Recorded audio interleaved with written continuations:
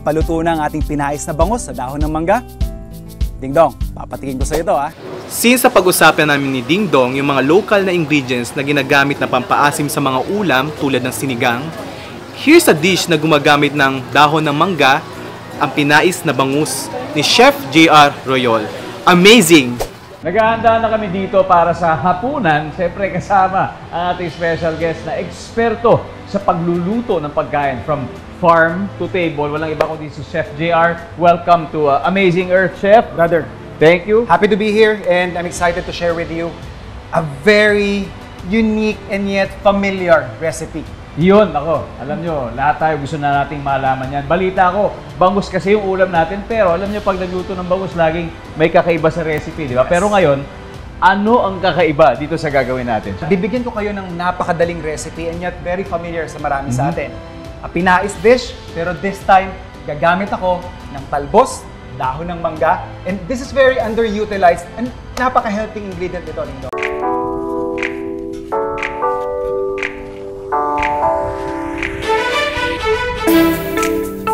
Hello mga ka-amazing! At eto, gagawa tayo ng isang classic Filipino favorite na pinais dish. But, ang gagamitin natin this time is imbes na dahon ng saging, hindi natin ito madalas ginagamit. Kaya, I thought of ipakilala sa inyo ang talbos, dahon ng mangga.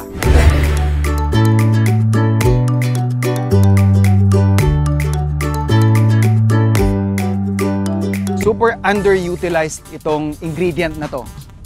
Karamihan in fact dito sa Pilipinas, hindi natin alam na pwede pala siyang kainin at lutuin. Whereas sa ibang bansa, Southeast Asian, isa tong madalas nilang gamitin. Maganda to kasi abundant sa atin sa Pilipinas, maraming puno ng mangga, and of course, may mga health benefits pa. Importante po na gagamitin natin yung keyword dito is yung talbos o yung mga murang dahon. Baka akalain mo meron tong konting asim. In fact, more on the mapakla or mapait na side ito. So parang in a way, para kang may mas matapang na dahon ng sili. Yung pinakahuling component ng ating dish, syempre, yung ating pinaka-protein, yung ating isda.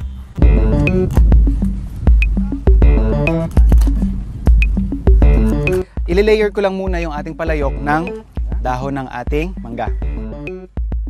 Saka naman natin ilalagay yung ating isda. Season lang natin siya ng salt. And then after that, yung ating sibuyas at bawang.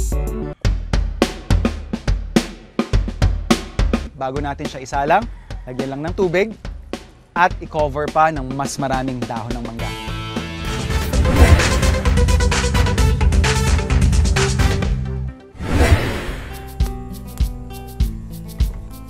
Ayan, paluto na ang ating pinais na bangus sa dahon ng mangga. Ding Dong, papatikin ko sa ito ha.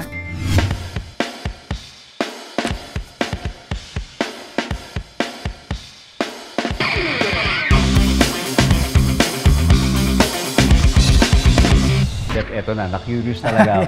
Kasi mahilig ako sa maasim, pero tingnan natin kung ano epekto ng mangga dito sa niluto mo. Siguro yun yung trick part doon. Your mind would say na maasim yung kakainin natin. But it's actually not kasi yung dahon natin is very neutral lang yung flavor niya. So, kung gusto mong lagyan ng pampaasim, definitely pwedeng-pwede. Pero ito, dahil pinais siya, salt and garlic lang talaga ito. Ganun lang ha? Yes, sir. So ito yung dahon naman na to, pwede kainin. Yes po. Edible siya and healthy. Yan na yun. Okay.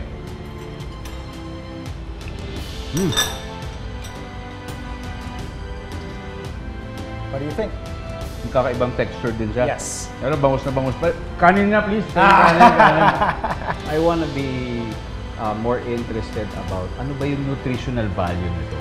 May nakukuha ba? Yes. Kasi siyempre ang mangga, rich in vitamin C yan, di ba? Yes. Yan, marami rin siya. Vitamin C, A and B. Meron din siya noon. And of course, mga antioxidants. Yun. So, yun yung mga some of the benefits that you can ingest literally just by using this very humble ingredient.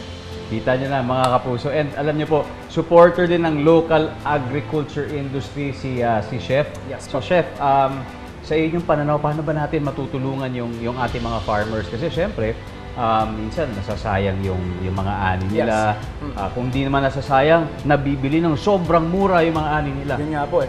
Ano pang pananaw nyo dito? What I would suggest is or the very least that we can do as consumers would be buy local. Napaka-practical nun.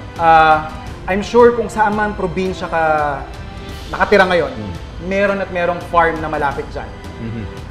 Know them, have a relationship with them, buy from them. Yun yung not necessarily naman cutting yung mga avenues of revenue for other people like the middlemen. Yes. But iba kasi pag yung tayo mismo yung tumatangkilik sa produkto nila.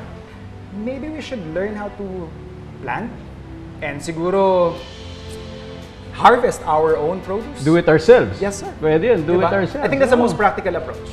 Sa the comforts of our backyards. Opo. Di ba? Pati nga mismo sa loob ng bahay, pwede rin siguro yun. And I think what's great about that is not only that you're concentrating on your health, kasi feeling ko, and there are scientific numbers that we could refer to, na it actually changes your entire lifestyle. Yes, your physical health benefits from this, but yung mental health din natin natutulungan, and of course, yung impact natin sa environment. Yun yung napakahalaga. Kaya Chef, maraming salamat. Bukod sa meron tayong bagong natutunan na napakasarap, and dami rin naming natutunan mula sa iyo tungkol sa mga bagay na ito. Kaya Yes, maraming sir. salamat. Mabuhay ka. Isa kang amazing Earth hero. Always a pleasure. Thank you. Balik tayo dito. Ayan, muna po sila natin to. Siya na ko, sir. Ayan, no? Aba? Ayan. Actually, ulo yung paborito ko dito. So, tsaka pair mo with the mangoes. Para ma-elevate pa lalo natin yung diba? Marami po kaming exclusive content para sa inyo. Just visit gmanetwork.com/entertainment at i-follow kami sa aming official Facebook, Instagram, X, TikTok at YouTube accounts.